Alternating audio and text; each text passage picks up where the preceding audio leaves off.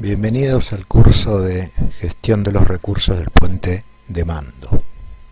Antes de entrar en una definición de qué significa esta expresión, gestión de los recursos del puente de mando, es conveniente hacer una aproximación a través de lo que se conoce como el factor humano, el elemento humano, los errores humanos. Este gráfico muestra, a medida que fueron transcurriendo los años, cómo los accidentes debidos a fallas de material o problemas mecánicos o piezas mal diseñadas, a medida que fue pasando el tiempo, los accidentes debidos a causas mecánicas fueron disminuyendo, porque la ingeniería ha ido mejorando, los materiales han ido mejorando, se establecieron los sistemas de control de calidad y los accidentes debido a causas mecánicas, con el paso de los años, han ido disminuyendo. Simultáneamente, si vemos la otra curva, vemos que los accidentes debido a causas humanas se han incrementado de una manera que es muy visible, es muy evidente. En parte porque los sistemas que controlan los medios de transporte aéreo, marítimo, terrestre, han aumentado su complejidad y al mismo tiempo han disminuido las tripulaciones. Entonces quedan como una primera aproximación de lo que quiere significar este gráfico, es que hay pocas personas para controlar un sistema que cada vez se va haciendo más complejo con el paso de los años. Bueno, recientemente tenemos el caso de los Boeing 737-8 MAX, que bueno, hubo un problema con el sistema y hubo que ponerlos a todos en tierra. Bueno, esta es una visión un poco antigua de lo que es el factor humano, pero es con la que empezó el sistema de estudio. Hoy por hoy los accidentes no se deben a causas humanas, sino justamente a fallas de ese sistema que hacen que el ser humano se equivoque. Bien, entonces volvemos a repetir, los materiales, la ingeniería, los sistemas de control de calidad, de detectar fallas han ido mejorando, y si es por eso los accidentes han disminuido. Pero al mismo tiempo, con la incorporación de sistemas cada vez más complejos y sumados a otras causas, como por ejemplo la disminución de tripulantes, ese sistema es tan complicado que hacen que el ser humano cometa errores. Entonces, la causa del accidente no es un error humano. En realidad, es un error humano favorecido por la complejidad del sistema. Y cuando el sistema se equivoca, el ser humano también. Ese es un resumen de este gráfico que estamos viendo. Bien, lo que vamos a ver a lo largo de este curso son las diferencias entre un accidente y un incidente, y las definiciones de expresiones tales como lo que es una cultura organizacional. Vamos a ver qué significa y cómo me puede llevar una cultura organizacional a un accidente. ¿Cuál es la definición de peligro y cuál es la diferencia entre un peligro común y un peligro latente? Vamos a ver todas estas definiciones. Vamos a comparar los desvíos de una norma de procedimiento con los accidentes, es decir, a mayores desvíos de las normas de procedimiento, ¿los accidentes aumentan o no? ¿Estarán relacionados? O dicho de otra manera, si cumplo las normas de procedimiento y me desvío lo menos posible de las normas de procedimiento, ¿esos accidentes disminuyen? Eso es lo que indicaría la lógica. Bueno, hay un modelo llamado modelo de Pearson que estudia esta relación y lo vamos a ver en el curso. Bueno, esta expresión cadena de errores la vamos a ver muchas veces. Son cadenas de errores humanos. Vamos a ver también la definición de lo que es la conciencia situacional y bueno, cómo todas estas expresiones me pueden llevar a un accidente o no.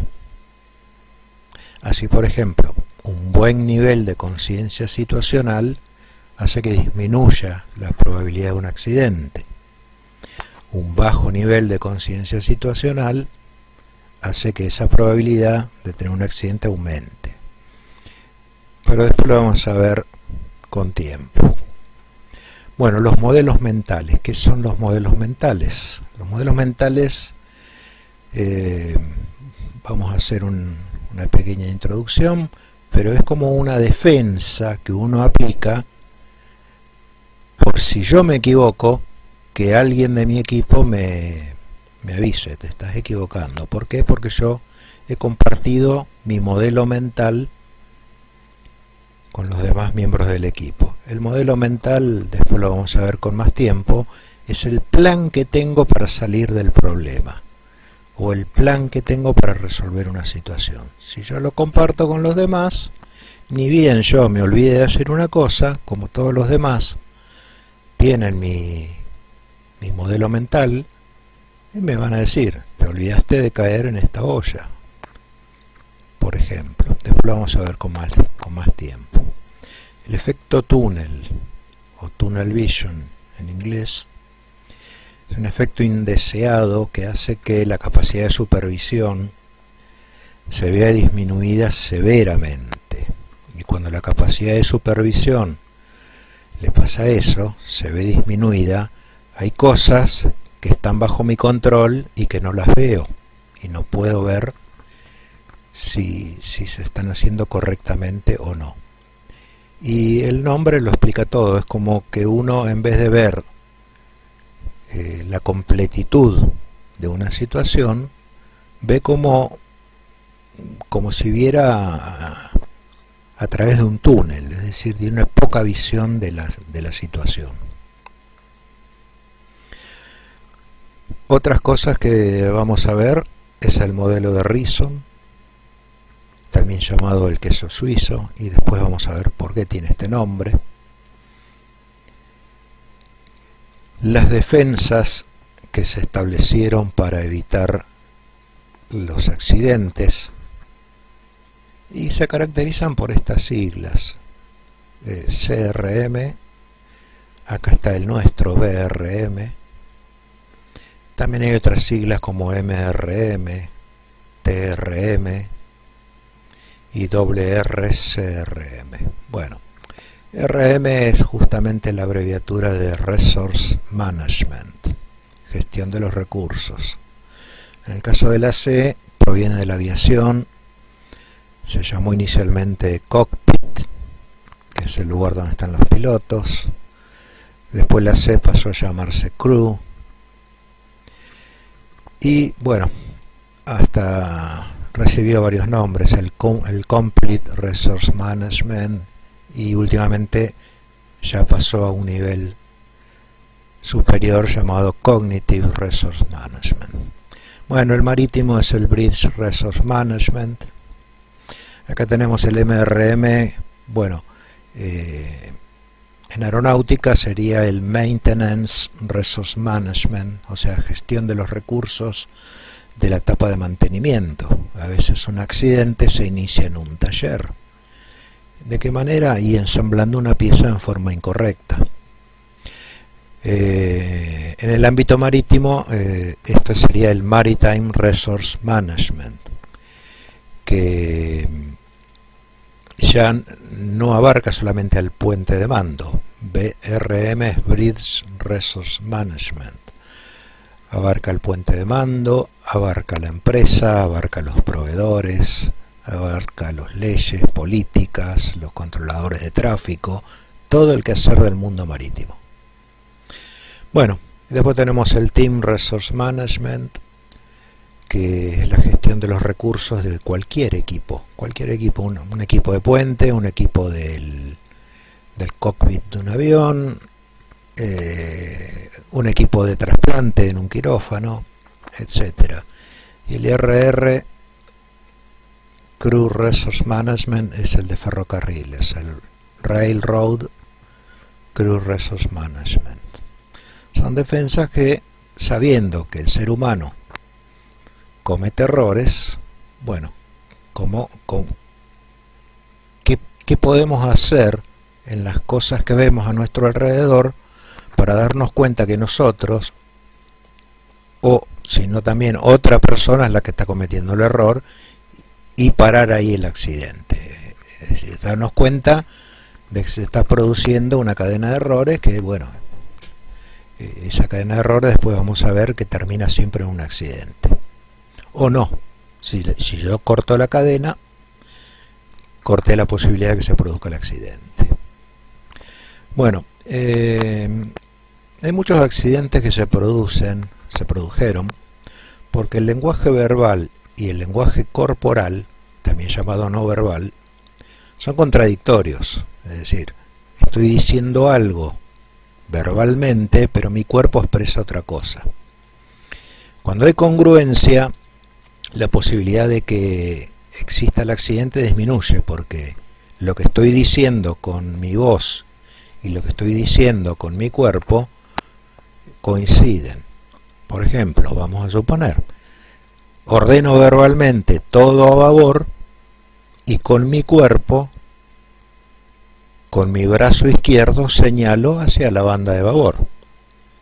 Entonces la persona que tiene que cumplir esta orden ve que hay congruencia. Me está diciendo que caiga a babor y con la mano me está mostrando la banda de babor del buque.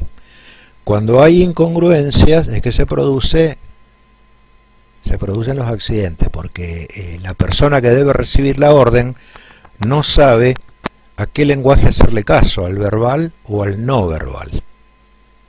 Es decir, al lenguaje verbal o al corporal.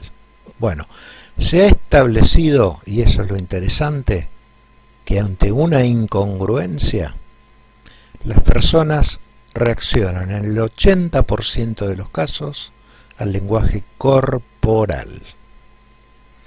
Dicho de otra manera, con el ejemplo que di anteriormente, si yo digo en voz alta, todo a babor, y me equivoco, y con mi mano derecha señalo la banda de estribor, el timonel va a caer a estribor, a pesar de que yo le haya dicho claramente todo a babor. Bueno, esto es así porque hay una tendencia en los seres humanos a reaccionar más al lenguaje corporal. Y bueno, el timonel está viendo que con mi mano señalo la banda de estribor y él va a caer a estribor. Por eso se establece lo que se llama el feedback. Es decir, el feedback es que la persona que recibe la orden también la repite en voz alta. Entonces ahí, si hay alguna incongruencia, el tema de que la persona que recibe la orden me contesta en forma distinta a la orden que yo le di, bueno, ahí yo me estoy dando cuenta que estoy cometiendo un error yo, o que está cometiendo un error el timonel. O sea, si yo digo en voz alta todo a babor, lo que espero es que la persona que recibe la orden me confirme: comprendido, señor, todo a babor. Bien, después lo vamos a ver con más tiempo. Otra de las cosas que forman parte de este curso es la forma de comunicarse, cómo comunicar una orden. Está muy relacionado con el renglón anterior. está lo que se llama el estilo de comunicación asertivo, que es el más recomendado para aplicar para evitar malos entendidos, y bueno, el malentendido siempre es el caldo de cultivo de un accidente. Bueno, una forma poco favorable de comunicación es la llamada sumisión, y la otra es la agresividad. Bien,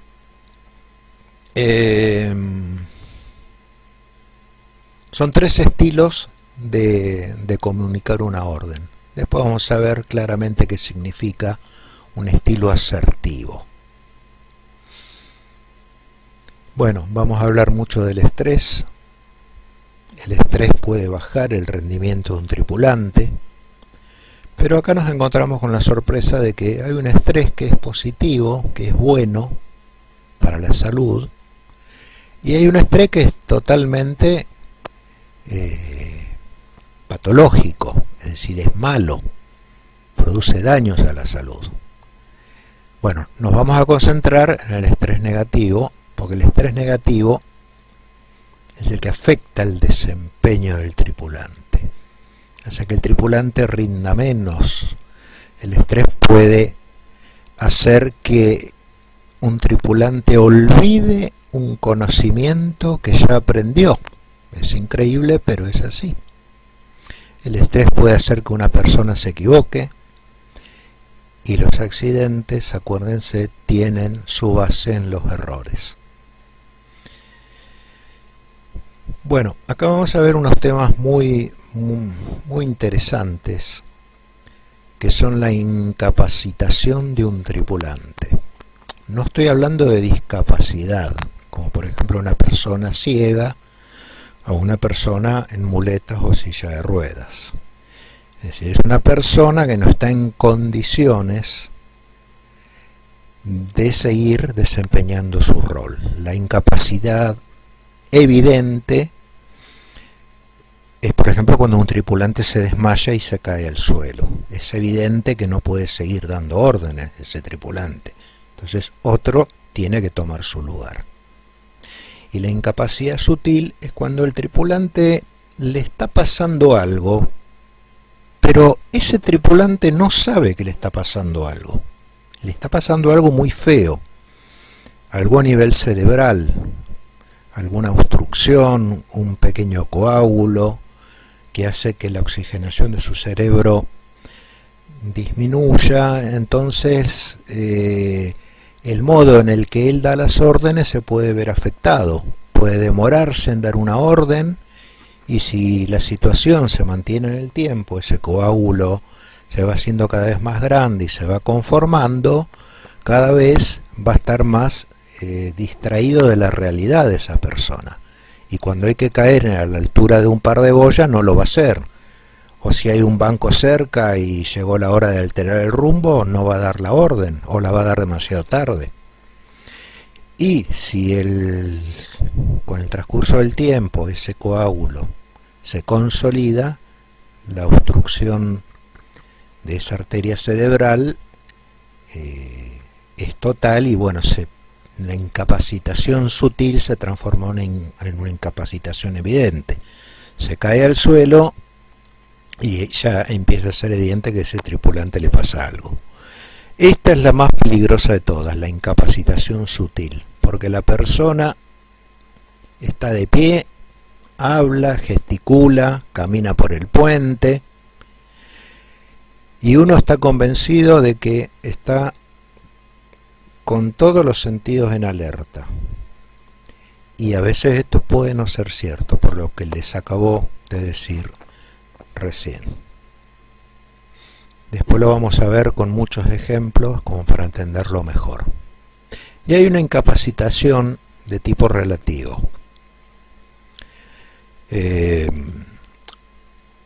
Un oficial de puente sabe navegar con niebla, sabe navegar con tráfico, sabe hacer ploteo con el radar, sabe hacer exploración a gran distancia, sabe maniobrar en aguas restringidas, Pero ¿qué pasa si ese tripulante estuvo 24 horas de guardia en puerto, llega el momento de la zarpada y coincide con la hora en que él tiene que hacer guardia? Bueno, no le pidamos que haga todo, no le pidamos que navegue en aguas restringidas, que navegue con niebla, que navegue de noche, que navegue con tráfico, porque su rendimiento está afectado. Es decir, no quiere decir que el tripulante no sepa navegar con tráfico, sí, sabe maniobrar con tráfico, pero está terriblemente cansado. ¿Sabe navegar con niebla? Sí, claro que sabe navegar con niebla, pero por su estado de haber estado mucho tiempo de guardia, su rendimiento está afectado. Bien. La complacencia. La complacencia es uno de los peores enemigos de un tripulante. Tal es así que hay psicólogos que han llamado al fenómeno de complacencia como el asesino de rostro amable. Bien, la complacencia es un estado en el que uno cae, y por eso se llama complacencia, porque se siente complacido por una falsa sensación de seguridad que no existe. Al contrario, pueden llegar a haber signos muy evidentes de que la situación no es segura, pero como uno está caído en este estado de complacencia, minimiza lo que ve, cae en un estado de complacencia y el accidente se produce. Complacencia, el asesino de rostro amable. También lo vamos a ver en este curso, no ahora, sino en videos posteriores. El cumplimiento está muy relacionado con la complacencia. El fenómeno de complacencia da lugar al fenómeno de cumplimiento, y el cumplimiento puede ser positivo o negativo. El cumplimiento positivo es favorable, es el que evita el accidente. El cumplimiento negativo es el que aumenta la probabilidad del accidente. Bien, el ritmo circadiano. También vamos a ver a lo largo de este curso de qué se trata, pero brevemente les indico que las personas están hechas para vivir de día y dormir de noche. Ese es un ritmo normal. En 24 horas hay un ritmo de luz solar y hay un periodo donde necesitamos usar luz artificial y después dormir, es decir, en la oscuridad absoluta. Bien, se llama circadiano porque circa en idioma latín significa ser cerca o cercano, y diano significa diario. Es decir, que esta expresión alude a ritmos biológicos que duran alrededor de un día solar.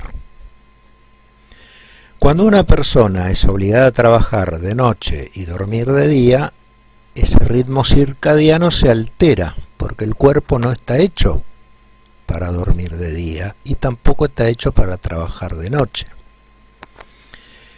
Entonces, pero se hace, usted sabe muy bien, se navega de noche, los aviones vuelan de noche, los ferrocarriles hacen lo mismo, y hay talleres donde se trabaja de noche y guardias médicas donde se hacen turno de noche, hay que hacerlo, pero uno tiene que ser consciente que el cuerpo no está hecho para trabajar en horario nocturno.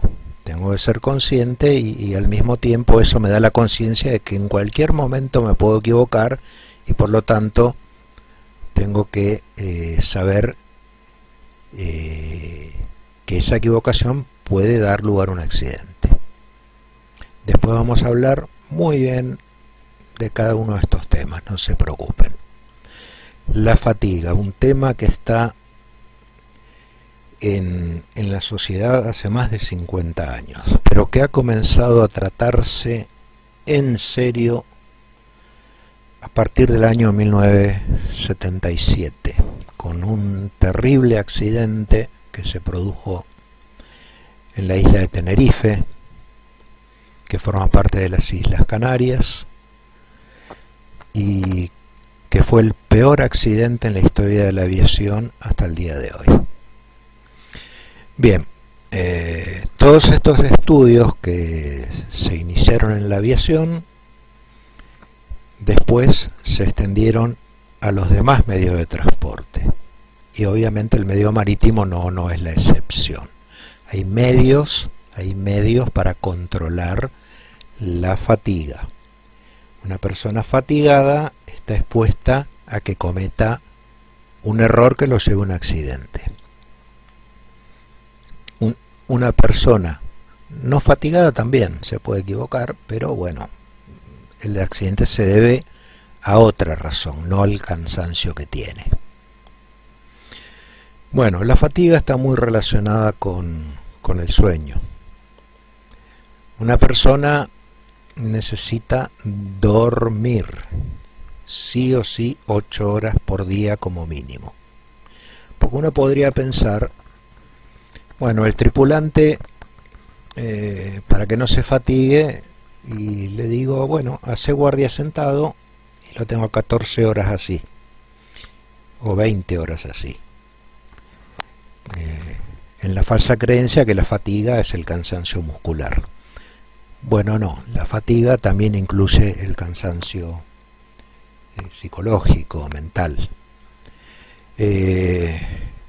Con respecto a las 8 horas de sueño, bueno, está establecido que eso es lo que tiene que dormir un tripulante, cualquier persona, no necesariamente un tripulante, para tener un buen estado de salud. Y se ha establecido que si una persona rutinariamente empieza a dormir 2 horas menos por día, es decir, que pasa de una rutina de sueño de 8 horas por día a 6 horas por día rutinariamente, en el tiempo adquiere un problema de salud irreversible.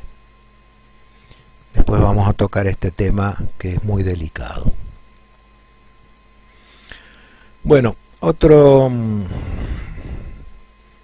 expresión, que es el síndrome de obsesión por llegar, el que sería al revés, el síndrome de obsesión por salir, o por ejemplo el síndrome de obsesión por terminar una tarea que uno empezó.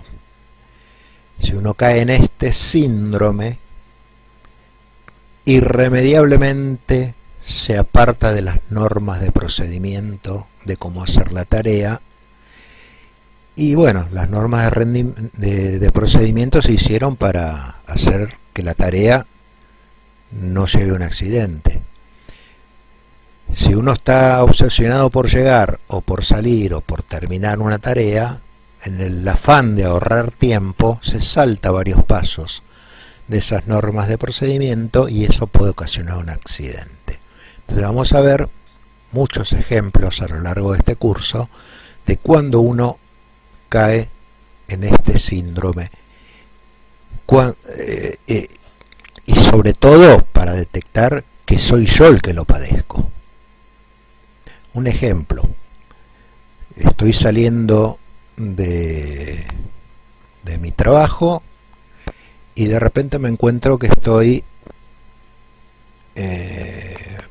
esquivando autos, cambiándome de carril constantemente, voy pegado al auto que va adelante. Bueno, son signos de que estoy siendo afectado por ese síndrome, el síndrome de obsesión por llegar a mi casa.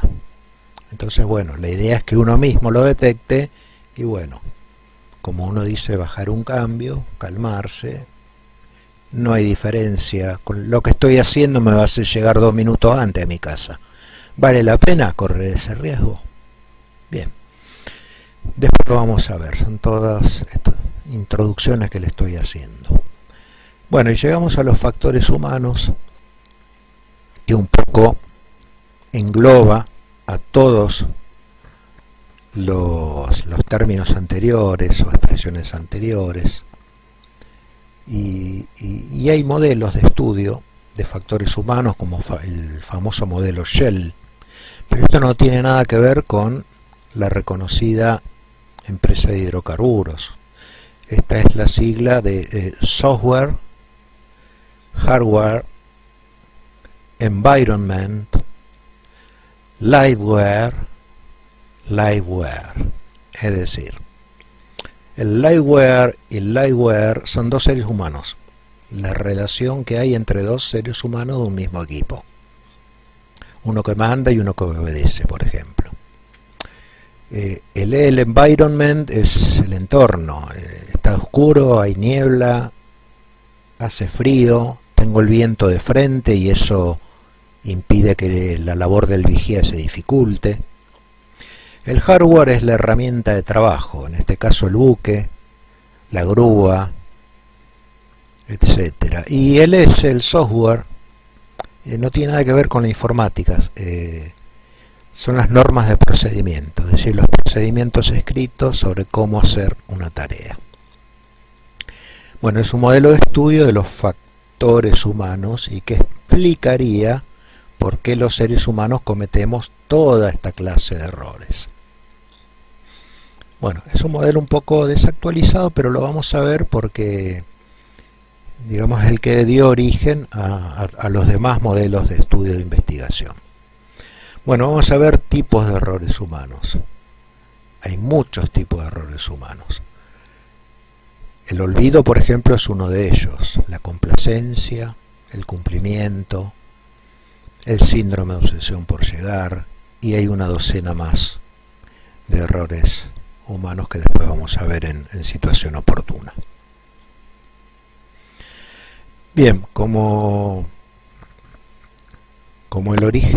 el nombre de este video y el apunte que figura al pie de este video es errores, eventos y circunstancias, vamos a empezar ahora sí a ver detenidamente qué son errores, qué son eventos y qué son circunstancias.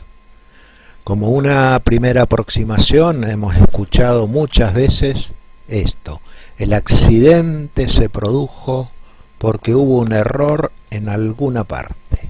Alguien se equivocó, alguien apretó un botón mal o se olvidó de apretarlo y entonces se produjo el accidente. Acá tenemos errores. Bien, el error cometido en el renglón anterior, eso fue un evento, es decir, algo que se puede registrar en el tiempo. La persona apretó el botón equivocado a las 16 horas 34 minutos, por ejemplo. Y vamos a lo último que, bueno, acá está lo que dijimos hace un rato: el error cometido es porque alguien hizo mal algo, alguien hizo algo bien, pero a destiempo, o lo hizo antes de tiempo, o lo hizo pasado el tiempo en que debió hacerse.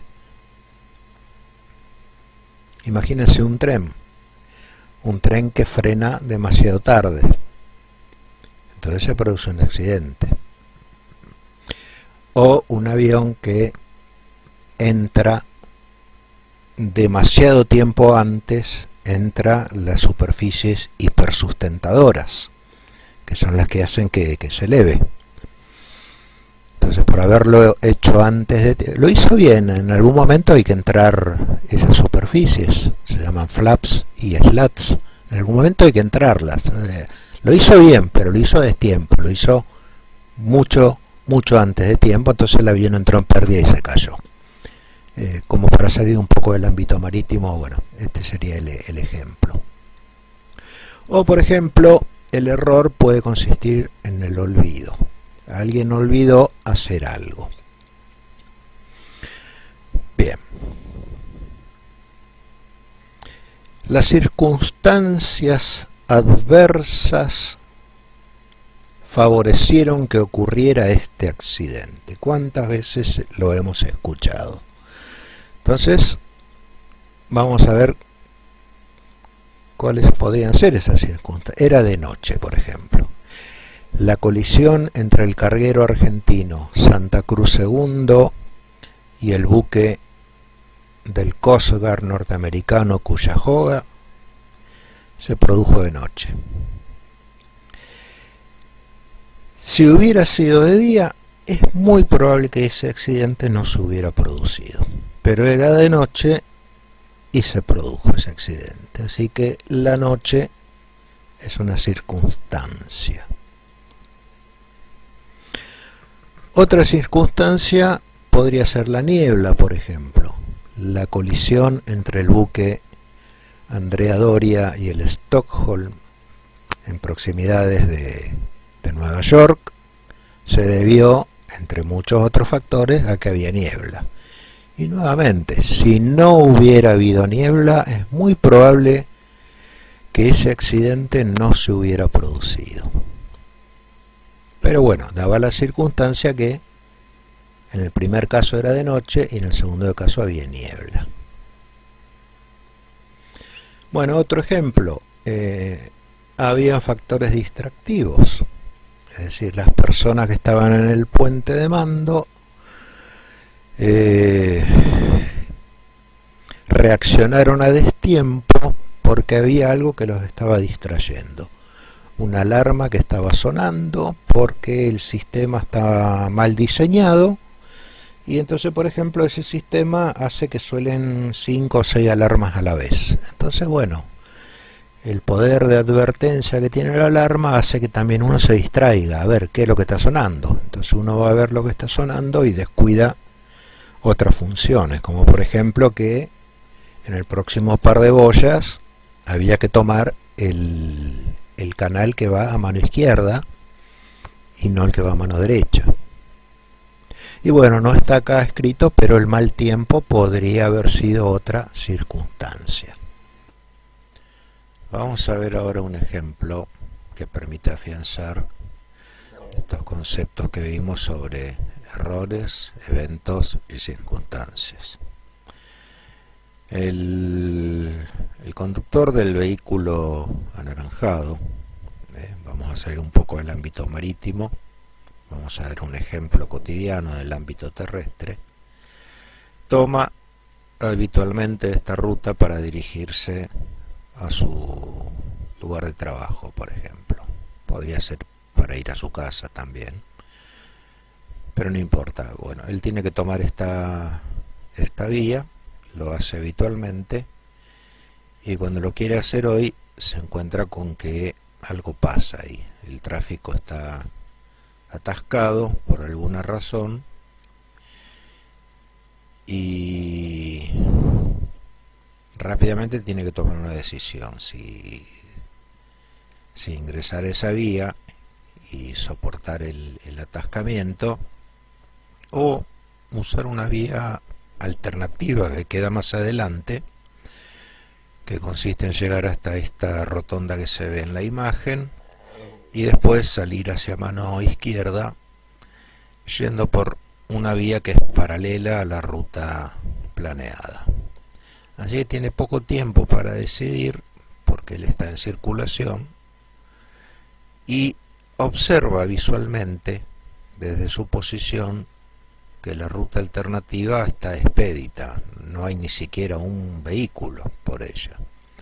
Y lo puede hacer porque este terreno es un terreno plano, vamos a suponer que fuera una plaza, un espacio verde, que es bajo, no tiene obstrucciones y la visión está asegurada. Él puede ver definitivamente que no hay ningún vehículo en esa zona, entonces rápidamente toma la decisión de continuar y cambia su plan original y dice: voy a tomar el camino alternativo, que es un camino que él conoce poco, pero sabe que existe, en alguna oportunidad lo ha usado, pero el que más conoce es el primero, es la ruta planeada. Así que bueno, al llegar a la rotonda, él acá podría haber cometido un error, podría haber tomando la rotonda en sentido horario, cosa que, bueno, por el reglamento terrestre no es así, pero esta es la manera correcta de tomar la rotonda para dirigirse hacia la ruta alternativa que está a mano izquierda. Y vamos a suponer que el conductor no comete ese error, la toma correctamente, y cuando lo está haciendo, al llegar a una determinada posición, él advierte que si continúa por la rotonda se va a encontrar con una valla vial que está obstruyendo la totalidad de la salida. Es lo que él observa desde su vehículo y por lo tanto lo detiene. Detiene la marcha de su vehículo para pensar qué hacer, porque no se ha quedado sin salida. El único camino que tiene acá lo lleva directamente a la valla y no hay posibilidad de tomar un camino para salir. Así que detiene su vehículo tratando de encontrar una solución. Una de las soluciones podría ser que él gire a la izquierda, suba a la rotonda y que con su vehículo circule sobre el pasto de la rotonda y así de alguna manera ingresar a la vía alternativa que lo lleva a la mano izquierda. Pero eso no está permitido, puede dañar tanto su vehículo como todo aquello que haya encima de la rotonda. Así que esa opción la descarta y se queda pensando, pero algo tengo que hacer. Si me quedo acá, no tengo salida hacia adelante, no me voy a poner a esperar a que alguien retire la valla, seguramente porque están haciendo alguna reparación. Y mientras el tiempo pasa, lo que puede ocurrir es que un vehículo que venía por la mano que se ve en la diapositiva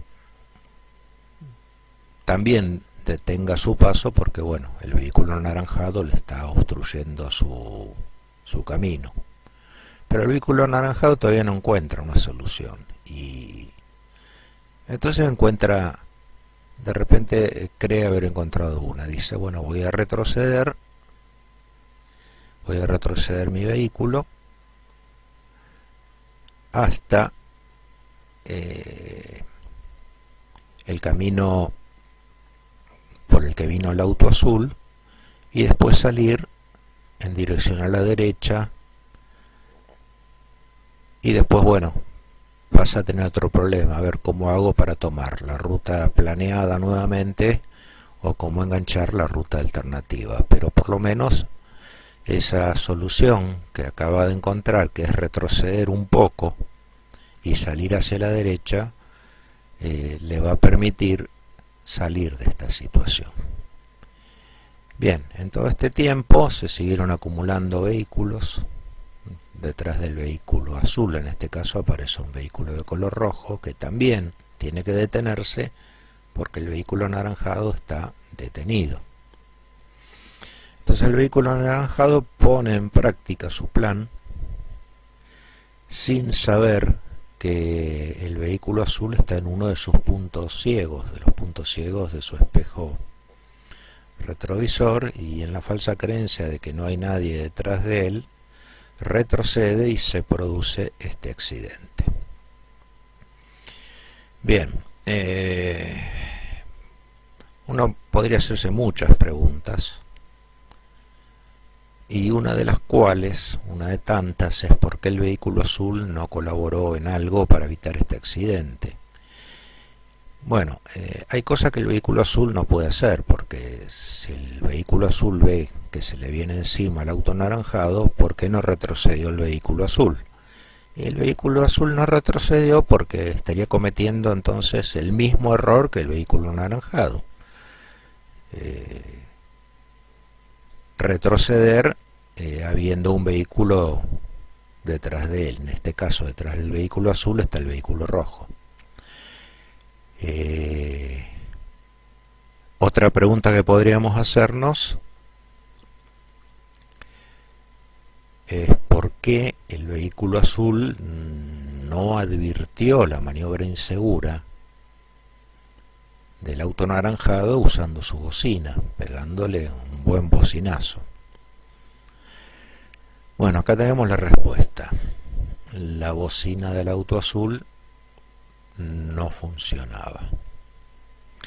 Entonces, es como que el auto azul ya usó dos recursos. Uno era retroceder, no puede porque tiene un vehículo detrás de él, y el otro recurso era haber usado la bocina, pero no le funcionaba.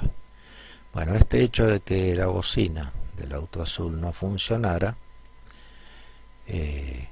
hay que determinar si fue un error, un evento o una circunstancia. Bien.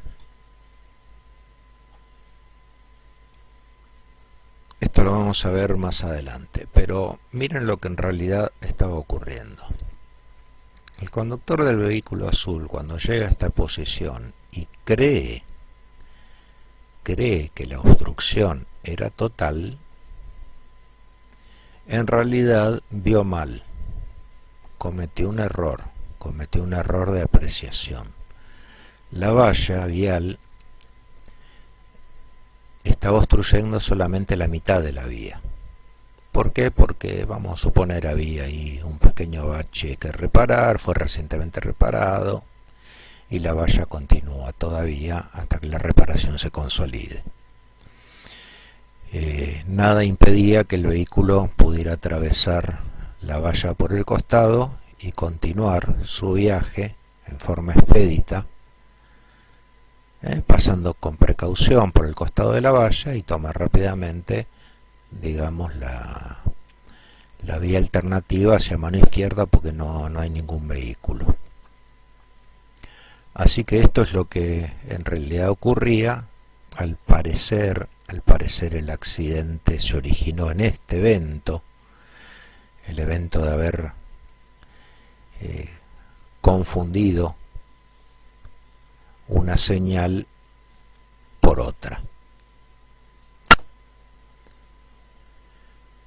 Vamos a ver ahora qué recursos podría haber utilizado el conductor del auto anaranjado para evitar el accidente. Entonces, cuando uno comienza a expresar estas ideas, por ejemplo la que figura en el título, forma de haber evitado el accidente, pareciera que está hablando en modo contrafáctico. Lo hemos escuchado muchas veces. No, esto no se puede hacer porque es contrafáctico. Bueno, más adelante vamos a ver que existe el sesgo contrafáctico y el razonamiento contrafáctico, que son dos cosas totalmente distintas. El sesgo contrafáctico no sirve para nada, mientras que el razonamiento contrafáctico es el que sirve para todo lo relacionado con este curso que estamos haciendo. Bueno, en primer lugar, una forma de haber evitado el accidente en la rotonda es que el vehículo no fuera a parar nunca a la rotonda. Por ejemplo, el tema de si no hubiera cambiado su ruta, es decir, se hubiera puesto pacientemente detrás de los demás vehículos en la ruta planeada, que era donde estaba el atascamiento de tránsito, y bueno, si él se hubiera puesto ahí, el accidente en la rotonda no hubiera ocurrido. Quizás hubiera tenido otro accidente en la ruta planeada, pero no en la rotonda. Bien, el hecho de haber cambiado de ruta ¿Fue un error? ¿Fue un evento? ¿Fue una circunstancia? Bueno, de error podemos decir que no. El tema de cambiar una ruta, como la de este ejemplo, no es un error, se hace todo el tiempo. Lo hacen las aeronaves para eludir el mal tiempo, o porque el aeropuerto al que van, bueno, tiene un problema, entonces se tiene que desviar y bajar en otro aeropuerto. Los buques también, cuando reciben un aviso de temporal, alteran la derrota para eludirla. Entonces el cambio de ruta definitivamente no es un error en el contexto de este ejemplo que estamos dando. ¿Fue un evento? Y sí, efectivamente fue un evento. Fue un evento porque se puede establecer que a determinada hora el vehículo altera el plan original para pasar a realizar el plan alternativo. ¿Y qué circunstancia había acá? Bueno, la circunstancia de que el tránsito en la ruta planeada estaba atascado. Así que acá tenemos dos cosas. Tenemos un evento, que es que a una hora determinada se cambia el plan original por el plan alternativo, y tenemos la circunstancia de que el tráfico en la ruta planeada estaba atascado. Ahí tenemos entonces un resumen de lo que acabamos de decir recientemente.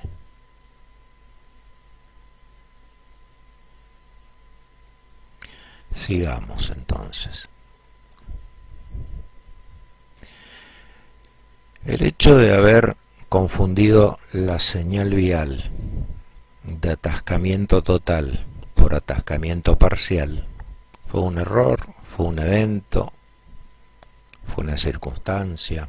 Tratemos de pensarlo. Acá dice, si no hubiera confundido la señal vial, el accidente no se hubiera producido. Y bueno, pareciera ser cierto eso, porque si el tráfico podía hacerse pasando al costado de la señal, el auto no hubiera detenido ni siquiera su marcha.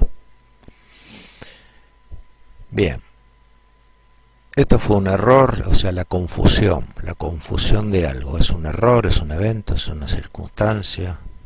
Bueno, una confusión es un error.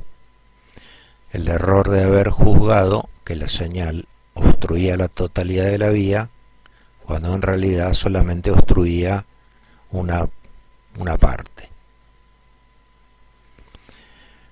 Como se puede leer acá, el haber confundido la señal vial fue definitivamente y claramente fue un error.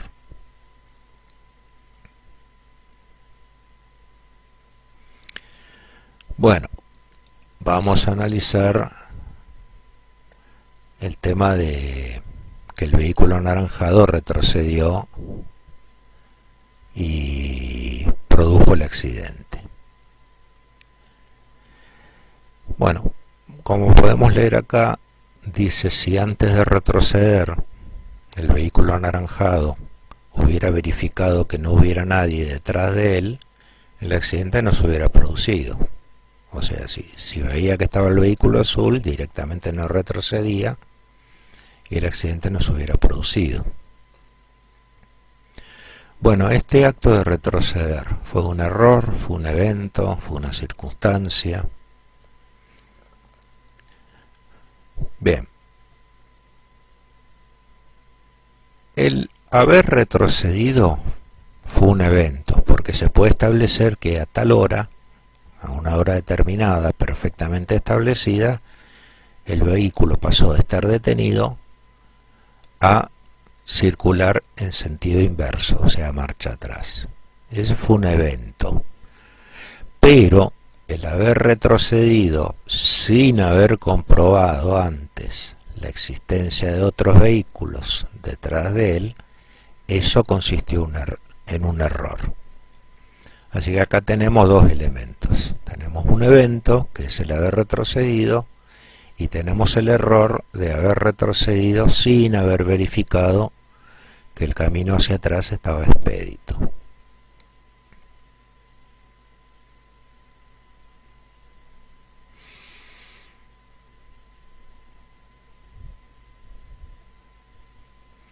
Vamos a analizar el otro elemento que vimos en el ejemplo. ¿Qué hubiera pasado si la bocina del auto azul estuviera en condiciones de funcionar normalmente? Bueno, ahí nos encontramos con que dice que si la bocina del vehículo azul hubiera funcionado, el accidente no se hubiera producido. Y claramente porque el poder de advertencia que tiene la bocina hubiera alertado al vehículo azul que no estaba solo como él creía. Él está escuchando una bocina y muy cerca. ¿Y dónde está? La reacción natural es detener la marcha y ver de dónde proviene ese ruido. Hubiera girado la cabeza y, bueno, con sus propios ojos hubiera cubierto el punto ciego que tienen los espejos. Y ahí se hubiera dado cuenta de la presencia del auto azul. ¿Por qué? Porque la bocina del auto azul hubiera funcionado. Pero bueno, la bocina del auto azul no estaba funcionando. ¿Esto es un error? ¿Es un evento? ¿O es una circunstancia? Bueno, en lo que compete al accidente, el hecho de que la bocina no funcionara fue una circunstancia. Es decir, el vehículo del auto azul tenía su bocina que no funcionaba. Y capaz que se dio cuenta en ese momento, al momento de usarla. Ahora, si la bocina del auto azul hacía 2 meses que no funcionaba, bueno, fue un error del conductor del auto azul de no haberla reparado en todo este tiempo, sabiendo que estaba funcionando mal. Pero vamos a suponer que el vehículo del auto azul quiso usar su bocina, la apretó varias veces y se dio cuenta recién en ese entonces que no funcionaba. Entonces eso fue una circunstancia. La circunstancia de que la bocina no funcionara hizo que el auto azul, el auto anaranjado al retroceder, impactara con el auto azul. Bien. Vamos a ver, para finalizar, ya ir finalizando con este ejemplo, ¿qué hubiera pasado si hubiera sido de noche y no de día?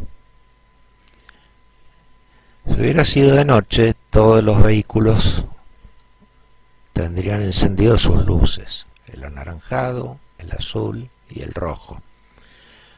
Para no ensuciar mucho el dibujo, yo no dibujé las luces del vehículo anaranjado y tampoco las luces del vehículo rojo, que deberían tenerlas prendidas, las tienen encendidas, pero no las voy a dibujar para no ensuciar demasiado el dibujo, simplemente para que se vea claramente que si esto hubiera sido de noche, era imposible que el conductor del vehículo anaranjado no percibiera que detrás suyo había un vehículo. ¿Por qué? Porque estaría viendo que las luces del vehículo azul estarían iluminando parte de la rotonda, parte del pavimento que tiene adelante y obviamente todo el interior del vehículo de color anaranjado.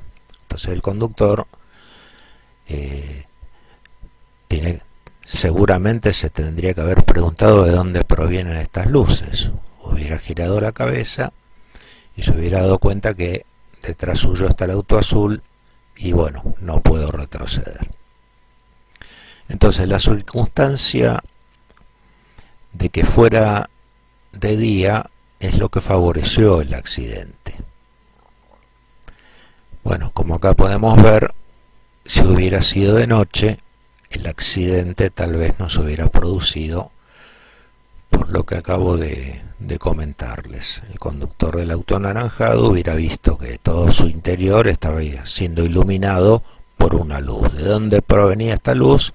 Y bueno, antes de retroceder hubiera verificado a ver de dónde viene y se hubiera dado cuenta que el auto azul estaba detrás de él. Entonces, el hecho de que fuera de día, en este caso, ¿qué es? ¿Es un error? ¿Es un evento? ¿Es una circunstancia? Porque estamos viendo claramente que si hubiera sido de noche, el accidente tal vez no se hubiera producido. Pero como era de día, a ver, el hecho de que fuera de día, ¿fue un error, un evento, una circunstancia? Y la respuesta es que, como dice ahí el pie, es que el hecho de que haya sido de día y no de noche fue claramente una circunstancia. Con esto entonces estamos dando por terminado el contenido de este video. Recuerden que siempre al pie de cada video van a encontrar un link que les va a permitir acceder al apunte del contenido del mismo.